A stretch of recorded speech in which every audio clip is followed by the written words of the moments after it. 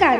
महाराष्ट्रातील विविध क्षेत्रातील बातम्या झटपट आपल्या मोबाईलवर पाहण्यासाठी लगेचच सबस्क्राइब करा राष्ट्रशक्ती लाईव्ह न्यूज आणि सोबत बेल आयकॉन प्रेस करायला विसरू नका. नमस्कार, मी राधिका जाधव. पाहत आहात राष्ट्रशक्ती लाईव्ह न्यूज.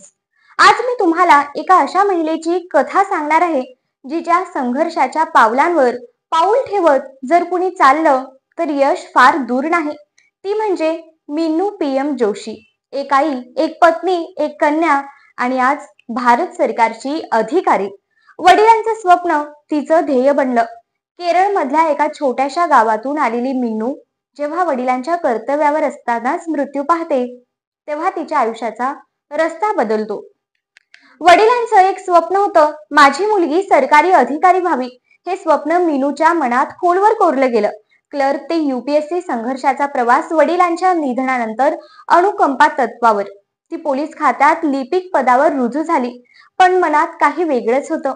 UPSC देशातील सर्वात कठीण परीक्षा, घरी जबाबदाऱ्या, एक मुलगी, विवाह आणि नोकरी. पण या सगळ्यातून वेळ काढत मीनूने तयारी सुरू केली, तेही कोणत्याही कोचिंग शिवाय.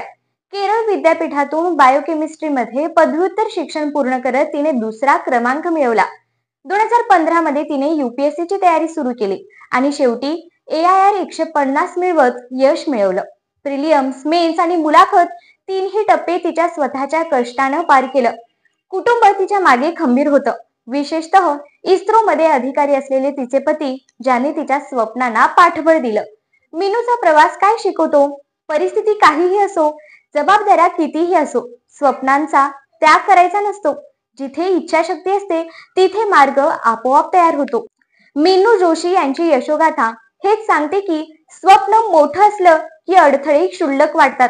मित्रांनो, आज तुमच्याही आयुष्यात काही अडथळे असतील, पण मीनू प्रमाणे डगमगू नका. लढा द्या, कारण संघर्ष हीच तुमची खरी ताकद आहे. मी राधिका जाधव, राष्ट्रशक्ती लाईव्ह न्यूज साठी.